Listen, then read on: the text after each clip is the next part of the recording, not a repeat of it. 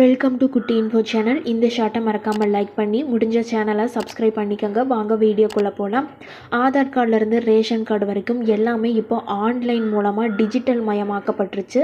அதாவது முதலெல்லாம் ஏதாவது சர்டிஃபிகேட் வாங்கணும்னா ஒவ்வொரு ஆஃபீஸர் சம்மந்தப்பட்ட ஆஃபீஸர்ஸை டைரெக்டாக போய் பார்த்து நாள் கணக்கு, வாரக்கணக்கு, மாதக்கணக்கு வெயிட் பண்ணி சர்டிஃபிகேட் வாங்க வேண்டிய ஒரு சூழ்நிலை இருந்தது. ஆனால் இப்போ எல்லாமே டிஜிட்டல் ஆக்கப்பட்டுருச்சு.